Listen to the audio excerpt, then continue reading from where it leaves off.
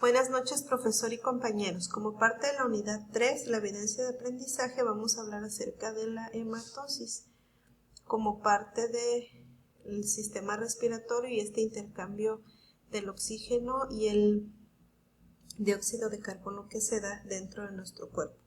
Para empezar, vamos a definir lo que es hematosis, qué se entiende por hematosis. Para esto les voy a poner un ratito lo que es el GIF que realicé para que podamos entenderlo mejor.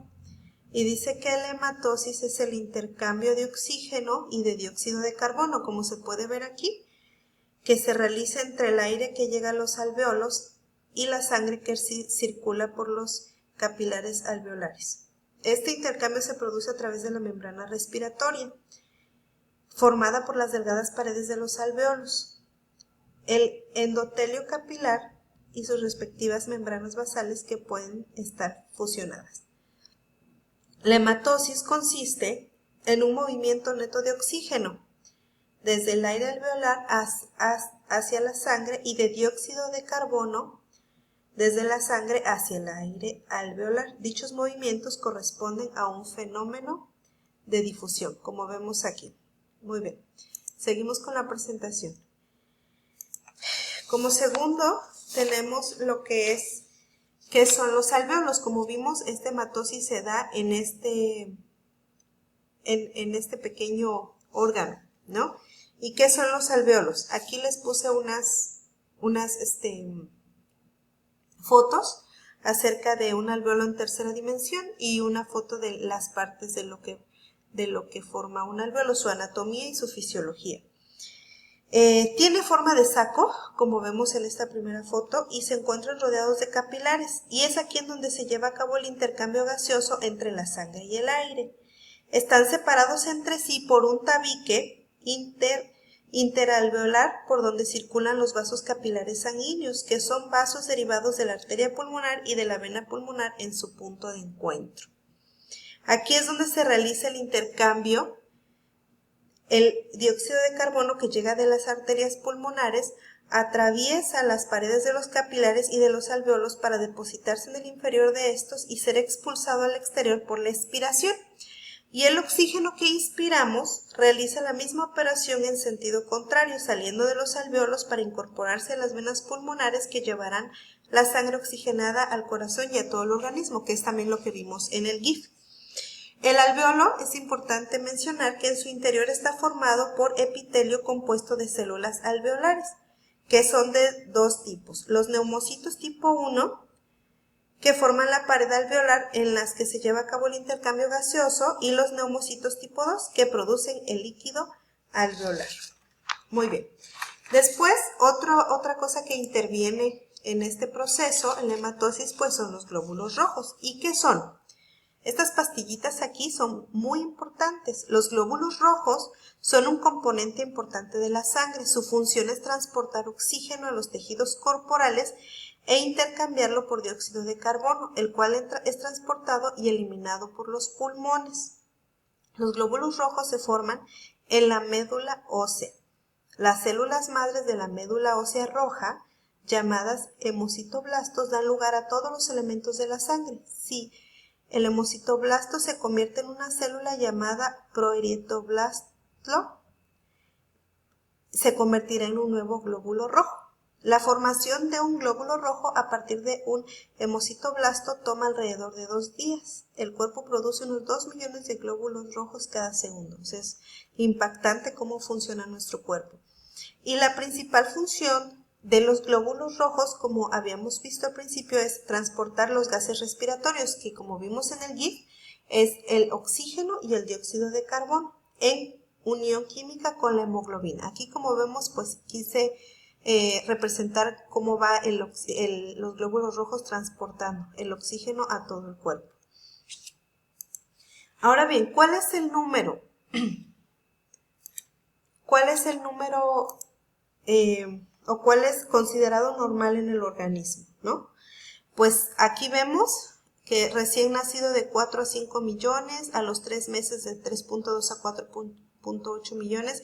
Digamos que nosotros, por ejemplo, en este caso, yo que soy una mujer adulta, mi referencia debe estar de 4.2 a 5.2 millones por mililitro de sangre. ¿Y qué función tiene? Bueno, en la hematosis, como habíamos dicho y hemos mencionado, es lo que transporta los gases respiratorios, el oxígeno y el dióxido de carbono para que se realice este proceso de la respiración. Ahora bien, ¿qué es la hemoglobina? La hemoglobina presenta una ilustración de la molécula. Bueno, esta es la pregunta. Presenta una ilustración de la molécula y menciona cómo participa en la hematosis. La hemoglobina es una proteína presente en los glóbulos rojos, o sea, es parte de los glóbulos rojos. Como vemos aquí, está dentro del glóbulo rojo, que transporta el oxígeno, como mencionamos anteriormente, a los órganos de su cuerpo y los tejidos, y transporta el dióxido de carbono de los órganos y tejidos de nuevo a los pulmones. O sea, es el que hace como todo el pasaje de ida y de vuelta, por decirlo de alguna manera, para que se entienda un poquito más fácil. Pero también no solo transporta oxígeno, como habíamos visto, sino también lo que es el dióxido de carbono. El dióxido de carbono es un producto de la respiración celular. Las células generan dióxido de carbono continuamente y por eso su presión parcial es más alta en los tejidos que en la sangre. Entonces el dióxido de carbono difunde desde los tejidos hacia los capilares sistémicos siguiendo su gradiente de presión. Acuérdense que todo esta función de hematosis, todo es a través de gases y por lo tanto de la presión del gas que ejercen al momento de realizar este proceso. A consecuencia de estos intercambios, la sangre proveniente del sistema arterial de la aorta que ingresa a la red capilar de los tejidos como sangre oxigenada, sale de ella convertida en sangre carboxigenada. Esta se dirige de retorno al corazón, completando así el circuito mayor, como lo vemos aquí. Bueno, aquí encontré una diapositiva que me llamó la atención, ¿no? Que estábamos hablando de lo que es la hematosis, que es el intercambio gaseoso entre los alvéolos y la sangre, que es basada en diferencia de presiones, como habíamos visto.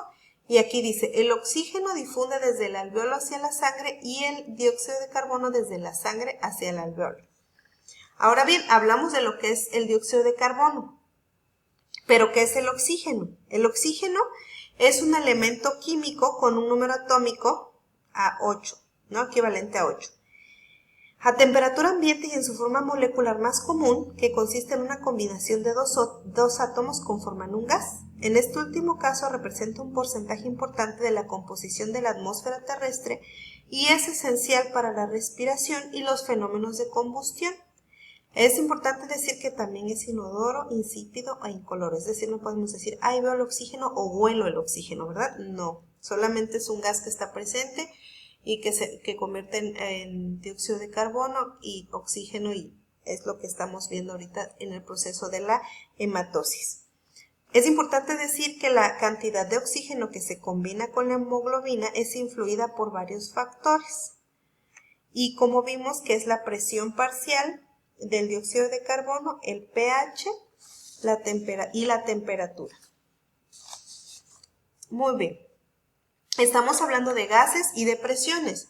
Entonces podríamos decir, bueno, y entonces, ¿cómo es que hay gas en nuestro cuerpo y se da este proceso? Y entonces, ¿cómo lo medimos? Bueno, existe algo que se llama gasometría. Esta gasometría es... Bueno, continuando con lo que comentábamos, la gasometría es una prueba diagnóstica que se utiliza con mucha frecuencia en los hospitales y las urgencias médicas. La realidad es que yo he estado en muchas urgencias médicas por mi esposo y algunas por mí, y nunca había escuchado acerca de este tema tan interesante con ella, y que seguramente nos han realizado, ¿verdad? Porque es parte importante para saber cómo se está dando este proceso en nuestro cuerpo. Y dice que con ella podemos conocer la cantidad de gases que hay disueltos en la sangre. ¿Cómo se realiza esta prueba? La prueba de la gasometría consiste en recoger una pequeña cantidad de sangre venosa o arterial para después analizarla en el laboratorio. Aquí les puse una máquina que se dedica a hacer pruebas de gasometría. Y podemos hablar lo que es la gasometría arterial y la gasometría venosa. Como podemos ver aquí, en condiciones normales, la gasometría arterial son estos los parámetros que podemos tener. Y lo que es en la condición normal, una gasometría debe salir en esto, lo que nos permite, por ejemplo, en el caso de la gasometría venosa, se recoge la sangre de una vena cualquiera, como si se hiciera un examen normal de sangre, y esta sangre, menciona en la bibliografía que consulté, que en cuestiones de análisis de gases no es muy útil porque la sangre que corre por las venas siempre va a ser pobre en oxígeno y rica en dióxido de carbono. Es por el proceso que estábamos comentando. Pero es muy útil para conocer el pH sanguíneo y los niveles de bicarbonato. O sea, sí nos sirve. Como parámetro sí sirve, pero no es así como tanto como para saber los niveles de gases por la situación de la manera en que circula la sangre. Y la gasometría arterial se recoge sangre de una arteria, normalmente de la arteria radial de la muñeca. Supongo que debe ser muy doloroso, pero es la única sangre que nos permite conocer cuál es la cantidad de oxígeno que pasa a la sangre desde los pulmones. Y esta prueba es la que más se utiliza para el diagnóstico de insuficiencia respiratoria. Como podemos ver, la gasometría es algo muy útil, es una prueba muy útil a pesar de que esta puede ser dolorosa, pero que incluso puede salvarnos la vida. Y bueno, con esto yo concluyo mi participación y agradezco su atención. Nada más reiterando que el hecho de que vayamos a ser nutriólogos y no doctores no nos quita que debemos aprender todas estas cosas, sobre todo de nuestro sistema, de todos los sistemas que incluye nuestro cuerpo, y es importante que sepamos para poder atender de mejor manera a nuestros futuros pacientes. Que tengan buena noche.